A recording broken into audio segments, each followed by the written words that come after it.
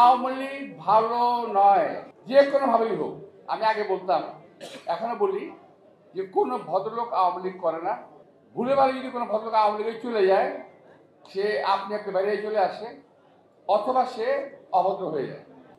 আল্লাহর রহমতে বিএনপি বহু ঘাত প্রতিঘাত পেরিয়ে বহুদিন ক্ষমতার বাইরে থেকে হাজার হাজার কর্মী নেতা খুন হওয়ার পরে, গুম হওয়ার পরে, আমাদের মতো নেতা থেকে আরম্ভ করে কর্মী পর্যন্ত হাজার হাজার নেতা জেলে থাকার পরও বিএনপি আজ পর্যন্ত টিকে আছে। এখন এই যে বিএনপি টিকে আছে জনগণের সমর্থন নিয়ে, এটা আমরা এক টোকায় 2-4 জন লোকের জন্য আমরা কি ধ্বংস হতে দেব? যেখানে আমার হাজার হাজার তাজা ভাইয়ের তাজা রক্তের বিনিময়ে অর্জিত আমাদের আজকের এই কথা বলার অধিকার, আজকের এই গণতান্ত্রিক অধিকার, যারা ত্যাগ করেছে, রক্ত দিয়েছে। আমি বলেছি একদিন আমার এক বক্তব্যে, আমার যদি একটি প্রেস কেস থেকে খালাস পাই, জীবন থেকে 17টি বছর চলে গেছে এবং সবচেয়ে মূল্যবান সময় আমার জীবন থেকে চলে গেছে জেলখানায়, কোর্ট কাছারি করতে করতে, পলাতক থাকতে থাকতে। এখন বাংলাদেশের এবং আমাদের দলের অভ্যন্তরে লুক্কায়িত থাকা কিছু কালপ্রিট, কিছু ক্রিমিনালের কারণে আমার যে দল বদনাম হবে, এটা আমরা কখনো হতে দেব না। চাঁদাবাজির একটা সমাহার চলতেছে পুরো এলাকাতে। এখন খোঁজখবর নিয়ে দেখলাম এই চাঁদাবাজি করে অন্য দলের লোক, নাম হয় বিএনপির। খুব ভালো লাগতেছে কথাটা আপনার, তাই না? জানেন যখন ধরেন না কেন এদেরকে? এদেরকে ধরেন কোন অফিসে, কোন আদালতে, কোন দোকানে, কোন ফুটপাতে কোন চাঁদাবাজকে প্রশ্রয় দেওয়া যাবে না। আমার কোন ভাই বেড়াদা আত্মীয় স্বজন চাঁদাবাজি করতে যায় না।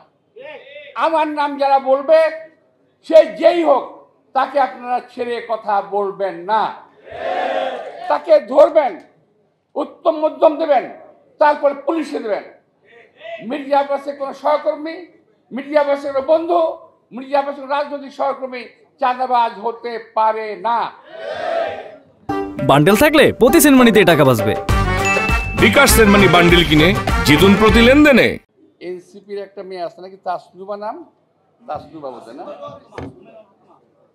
সে তাসনুবা উমামা যাই হোক, হ্যাঁ, মেয়েটা পদত্যাগ করেছে এনসিপি থেকে। কেন? সে একটা কথা বলেছে, মানুষের সঙ্গে প্রতারণা করা হয়েছে। এর ব্যাখ্যা আমি যাবো না, ব্যাখ্যা আমি করতে চাই না, কি সেটা সেই ব্যাখ্যা দেবে। মানুষের সঙ্গে প্রতারণা করা হয়েছে, এনসিপি প্রতারণা করেছে। আবার আরেকটা রাজনৈতিক দল বলছে, যাকে আওয়ামী লীগের হাসিনার সময়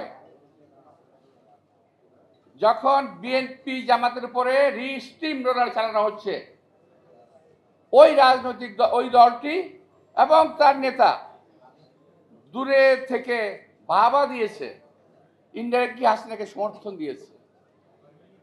কালো নির্বাচন, রাত্রে নির্বাচন, দিনের নির্বাচন, 3 বারের নির্বাচন হয়েছে, ওনারা প্রতিবাদ করেন নাই। এখন লম্বা কথা বলতেছেন, আগে দিতে হবে এই নির্বাচন, কি বলে, স্থানীয় সরকার নির্বাচন। যদি পিআর সিস্টেমে না হয়, পিআর সিস্টেম কি এটা ভাই নতুন আবিষ্কার করছো না, আনুপাতিক পিআর সিস্টেম, আনুপাতিক সিস্টেমে নির্বাচন না হয়, তাহলে এই দেশে কোনো নির্বাচন হবে না। এক একজন একটা দাবি তুলে নির্বাচনকে পিছিয়ে এবং নির্বাচনের অবস্থা সর্বনাশ করে দিয়ে এই জাতি সর্বনাশ করতে চাচ্ছেন। আমরা কিছু রাজনীতিবিদ শুধুমাত্র ক্ষমতায় যাওয়ার লোভে এক দল, আর কিছু রাজনীতিবিদ ক্ষমতায় যেতে দেব না আরেক দল, এই করে দেশটাকে আমরা গত 50 বছরে এগোতে দিলাম না। আজকে আমরা ধীরে ধীরে ডক্টর ইব্রাহিম, মরহুম ইব্রাহিম, ওই যে বারডেমের যে প্রিন্সিপাল ছিল, প্রতিষ্ঠাতা ডক্টর ইব্রাহিম সাহেব, নাম শুনেছেন? ওই যে ডায়াবেটিক হসপিটালের প্রতিষ্ঠাতা, উনি আমাকে বলেছেন এক সময়, আমার সঙ্গে কথা বলার সৌভাগ্য হয়েছিল, বুঝলে বাবা, 47 বছরে খুঁড়িয়ে খুঁড়িয়ে ভারত কিন্তু অনেক এগিয়ে গেছে, আর এই 47 বছরে খুঁড়িয়ে খুঁড়িয়ে কিন্তু আমরা অনেক পিছিয়ে গেলাম। সমাবেশ দিয়ে যদি প্রমাণ করা যায় কে কত জনপ্রিয়, আমরা সারা বাংলাদেশকে একদিনে সমাবেশ আওতায় আনতে পারি। আমরা আমার ভাইয়ের সঙ্গে যুদ্ধ করতে চাই না, আমার বন্ধুর সঙ্গে, দেশের মানুষের সঙ্গে আমরা যুদ্ধ করতে চাই না। আমরা চাই এই দেশের শত্রু যারা আছে তাদের বিরুদ্ধে ঐক্যবদ্ধ হয়ে এই দেশটাকে সুন্দর এবং সাবলীলভাবে গড়ে তুলব।